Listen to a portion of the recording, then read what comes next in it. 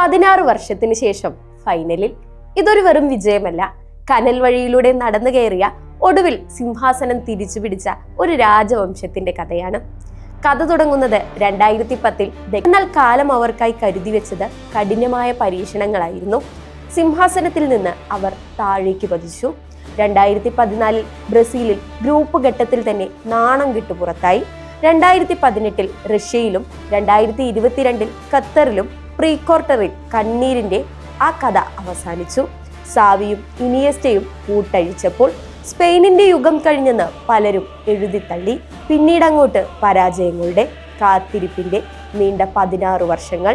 പക്ഷെ ചരിത്രം അവിടെ തീർന്നില്ല. ചാരത്തിൽ നിന്ന് ഉയർത്തെഴുന്നേൽക്കുന്ന ഫിനിക്സ് പക്ഷിയെ പോലെ ലാറോജ തിരിച്ചു വന്നു. പഴയ പ്രതാപത്തിന്റെ ചോര തുടിക്കുന്ന, ഒട്ടും ഭയമില്ലാത്ത ഒരു പുതിയ നിരയുമായി സർവപ്രതാപത്തിൽ തന്നെ അവർ അവതരിച്ചിരിക്കുന്നു. ആ പുതിയ യുഗത്തിന്റെ വിളംബരമായിരുന്നു സ്റ്റേഡിയത്തിൽ കണ്ടത്. 1-നെതിരെ 2 ഗോളുകൾക്ക് ഫ്രഞ്ച് ആധിപത്യത്തിന്റെ അന്ത്യം കുറിക്കലായിരുന്നു. യൂറോ 2024, നേഷൻസ് ലീഗ്, ഇപ്പോൾ ഇതാ 2026 ലോകകപ്പ്.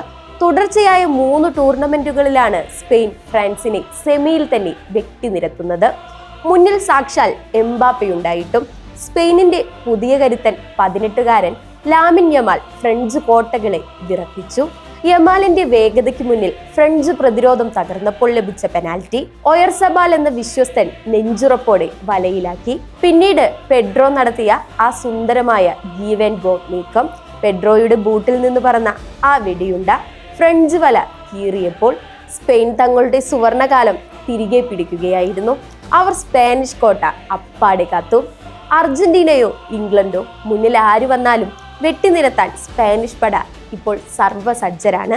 കണ്ണീരിന്റെ ആ 16 വർഷങ്ങൾക്ക് ലോകകപ്പോടെ ഒരു ശുഭ പര്യവസാനമാകുമോ?